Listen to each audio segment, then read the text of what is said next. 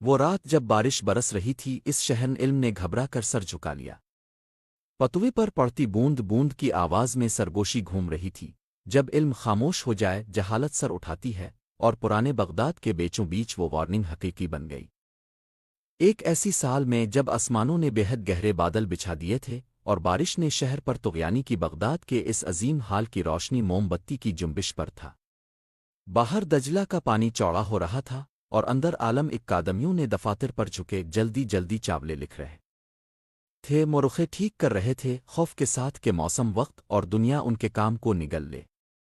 ان میں فرنید نام کا ایک نوجوان کاتب تھا، جس کی انگلیاں ابھی بھی ہلتی تھیں جب وہ کنل نکال کر سیاہی میں ڈالتا۔ وہ اس عظیم حال جسے ہاؤس آف وزڈم الحکمہ کہا جاتا تھا کا ایک سنکڑا ہوا حصہ تھا، جہاں مختلف الفاموتیوں کے لوگ ساتھ بیٹھ کر تراجم کرتے، مباحثے کرتے لکھتے تھے۔ فرنید نے طویل عرصہ سے محسوس کیا تھا کہ طوفان نزدیک ہے، نہ صرف موسمی طوفان بلکہ جہالت کا طوفان۔ لائبریری کی گرم موم بتیوں والی دیواروں کے باہر آوازیں بلند ہو رہی تھیں، کتب خطرناک ہے، علم مشکوک ہے، کتابیں بند کرو۔ ایک خلا کھل رہا تھا روشنی تلاش کرنے والوں اور سائے میں رہنے والوں کے درمیان۔ ایک شب جیسے ہی بارش نے صحن پر طبلے کی مانند برسا، فرنید نے دروازے پر نرم دستک سنی۔ دروازے پر کھڑی تھی مریم، ایک مترجم خاتون، جس کے ہاتھ میں ایک پڑھیے لرز رہا تھا۔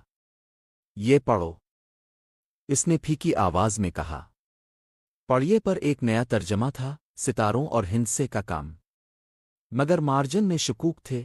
اگر آدمی بہت زیادہ جانے تو عبادت پر سوال اٹھا سکتا ہے، اگر عبادت پر سوال اٹھا تو ایمان ڈگمگا سکتا ہے۔ فرنید نے دھڑکن محسوس کی۔ علم اور اطاعت کا فرق کبھی ایسا تیز نہ تھا۔ اس نے پڑھیے بند کیا اور بارش کی طرف دیکھا۔ پانی صاف نہیں کر رہا تھا، وہ ڈبونے والا تھا، اس نے سوچا۔ اگلے دنوں بارش شدید ہوئی، کتابیں کناروں سے سڑنے لگیں، سیاہی مگنی لگی، علماء نے سرگوشیاں شروع کیں کہ خطرہ قریب ہے۔ باہر ایک حلقہ مطالبہ کر رہا تھا کہ لائبریری کو تراجم بند کرنے چاہئیں، صرف خالص مذہبی نصوص رہیں۔ آوازیں بارش سے بلند ہو گئیں۔ پھر ایک شب لائبریری کے دروازے اندر سے بند کر دیے گئے، آگ پھٹنے لگی، علماء چھپنے لگے۔ بارش کی داد و دہلیز کے نیچے فرنید نے ایک فیصلہ کیا۔ وہ نسخوں کو بچائے گا۔ مریم کی مدد سے وہ خفیہ راستوں سے نکلے، چادروں میں کتابیں لپیٹ کر طوفان اور جہالت کی آوازوں کے بیچ قدم اٹھاتے۔ بارش ان کے قدموں کی آواز دبا رہی تھی، گرج تقریباً ان کی سانسیں دبا رہی تھی۔ جب صبح ہوئی، شہر جاگا تو خاموشی تھی۔ لائبریری کے دروازے ٹوٹے، چراغ بجھ گئے، حال خالی تھے۔ جہالت نے پیش قدمی کی تھی جبکہ علم فرار ہو گیا۔ مگر ایک مخفی چیمبر میں فرنید اور مریم نے بچائی ہوئی نسخے صندوق میں ڈالیے، مہر لگا دی، اور اس کے پاس ایک نوجوان پودا لگایا، علامت کے علم سوتا ہے مگر مردہ نہیں۔